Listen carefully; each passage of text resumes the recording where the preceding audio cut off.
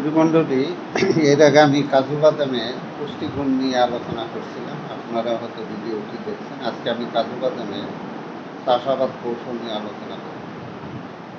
কাজু বাদাম মূলত পাহাড়ি, সমতল বা উপকূলীয় সব জায়গাতেই জন্মাতে পারে। বাণিজ্যিকভাবে কাজু বাদাম চাষাবাদের জন্য প্রথমে আদর্শ মাটির পিএইচ স্কেল রাখতে হবে, যে 5.8 থেকে 6.8, এবং মাটি অবশ্যই সুনিষ্কাশিত হবে। বেলে দোআঁশ মাটি হলে ভালো, এবং 20 থেকে 30 ডিগ্রি সেন্টিগ্রেড তাপমাত্রা ফেভারেবল।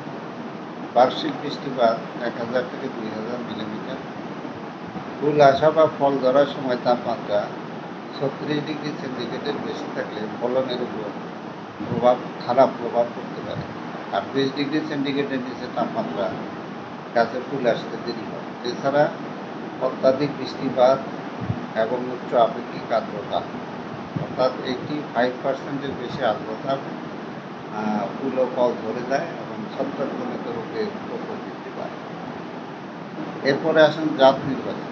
বাংলাদেশে কাজু বাদাম আবাদের অনুমোদিত কোনো জাত নেই, তবে পার্বত্য চট্টগ্রামের বিভিন্ন এলাকায় কিছু স্থানীয় জাতের চাষ হয়। কাজু বাদাম এবং কফি গবেষণা, উন্নয়ন ও সম্প্রসারণ প্রকল্পে এই এবং বাড়ি অঙ্গ হইতে কম্বোডিয়া এবং ভারত থেকে কিছু উচ্চ ফলনশীল হাইব্রিড এবং নন হাইব্রিড জাতের চারা বা কলম আমদানি করা হয়েছে।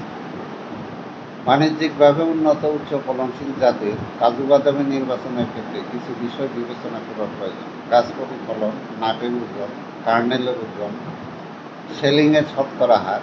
এই দেশে কাজু বাদামের গাছ প্রতিফলন খুবই কম।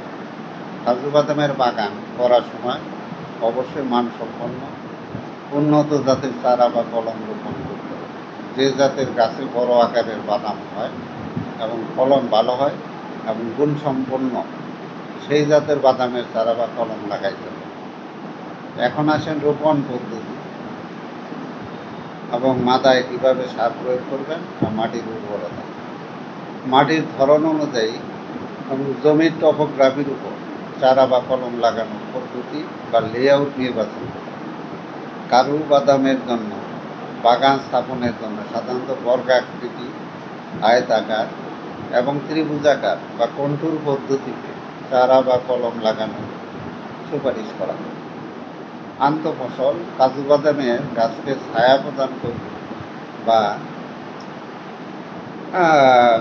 ছায়া প্রদান করবে না, আবার ক্ষতিকর পোকামাকড়ও পোষণ করবে না, এমন ফসল আন্তঃফসল হিসাবে বেছে নিতে হবে।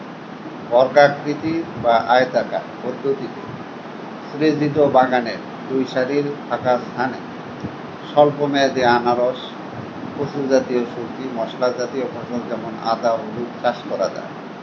ফসলের মধ্যে সিম জাতীয় বা সিম গোত্রের ফসল যেমন চীনাবাদাম, সিম, হেলন সহ অন্যান্য ডাল জাতীয় ফসল আবাদ করলে বাড়তি আয়ের পাশাপাশি মাটির উর্বরতা বৃদ্ধি পায় এবং আগাছার প্রাদুর্ভাবও কমে যায়। মালচিং, কাজু বাদামের সাধারণত পতিত, অনুর্বর বা বালি মাটিতে চাষ করা হয়, তাই সেখানে পানির অভাব পরিলক্ষিত হয়। মালচিং পদ্ধতিতে সেই অবস্থায় গাছের উপকার করে থাকে। বিশেষ করে চারা অবস্থায় মালচিং আরও বেশি উপকারী। গবেষণায় দেখা গেছে কালো পলিথিন দ্বারা মালচিং করা হলে গাছের বৃদ্ধি, সজীবতা ও ফলন বেশি পায়। আগাছা দমন, আগাছা খাদ্য পানির উপর ভাগ বসায়। বৃষ্টির পর কোদাল দ্বারা হালকাভাবে কোপায়ে আগাছা দমন করতে হবে। আগাছানাশক দ্বারা আগাছা দমন না করাই ভালো, তবে সাধারণত শ্রমিক পাওয়া না গেলে তখন আগাছানাশক ব্যবহার করা যেতে পারে।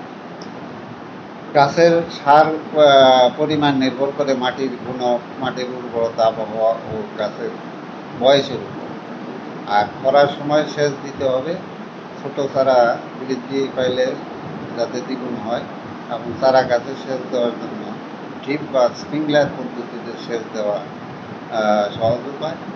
ফুল ফল ধরার সময় অতিরিক্ত খরা না হইলে কচি ফল ধরে যাওয়ার সমস্যা থেকে অতিরিক্ত খরা হইলে কচি ফল ধরে যেতে পারে, তাই খরা মৌসুমে সেচ দিতে পারলে ফল ধরা রোধ হবে।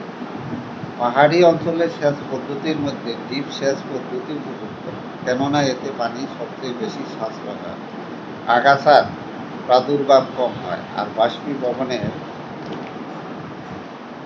মাধ্যমে পানি কম হয়। পাহাড়ি এলাকায় জমি ঢালু হয়, ভূমির ক্ষয় রোধ ও মাটির আর্দ্রতা সংরক্ষণের জন্য কিছু পদ্ধতি আছে। নারিকেলের ছোকরা দিয়ে ট্রেন্স, ক্রিসেন্ট, গ্রাউন্ড ট্রেন্স, বৃত্তাকার ট্রেন্স ইত্যাদি পদ্ধতি ঢালু জমিতে কাজু বাদামের উৎপাদন পদ্ধতি কার্যকর উৎপাদন। 3.5 মিটার লম্বা, 1 মিটার চওড়া এবং 0.5 মিটার গভীর ট্রেন্সে নারিকেলের ছোকরা দিয়ে তৈরি পদ্ধতিতে খুব ভালোভাবে মাটির আর্দ্রতা সংরক্ষণ করা যায়। এরপরে ডালপালা ছাঁটাই বা প্রুনিং করতে হবে। আর এরপরে বালাই ব্যবস্থাপনা, আপনারা সময় মতো কাজু বাদামের বেশ কিছু ফল সিদ্ধকারী পোকা, থ্রিপস এবং ফল ও বাদাম সিদ্ধকারী পোকা, লিক মাইনার, মিলিবাগ এগুলো দমনের ব্যবস্থা নিতে হবে। বাদাম সংগ্রহের সময় সাধারণত নভেম্বর জানুয়ারি মাসে ফুল আসে, এপ্রিল মাসে কাজু বাদাম পরিপক্ব হয়। এই সময়ে আপনাদেরকে ফল সংগ্রহ করতে হবে। আর কাজু বাদাম সংগ্রহ সাধারণত 10 বছরের একটি গাছে গড়ে 4 থেকে 6 কেজি কাজু বাদাম পাওয়া যায়। হাইব্রিড জাতের গাছে 10 থেকে 25 কেজি পর্যন্ত পাওয়া যায়। সুধীমণ্ডলী, আপনারা কাজু বাদামের চাষ পদ্ধতি শুনলেন। এর সম্পর্কে আরও বিস্তারিত জানতে হলে আপনার নিকটস্থ উপজেলা কৃষি অফিসে যোগাযোগ করে এর বাগান ব্যবস্থাপনা, বিশেষ করে সার প্রয়োগ পদ্ধতি, বাগানের লেআউট, এই বিষয়গুলি বিস্তারিত জেনে আপনারা কাজু বাদামের বাগান করতে পারেন। ধন্যবাদ সবাইকে।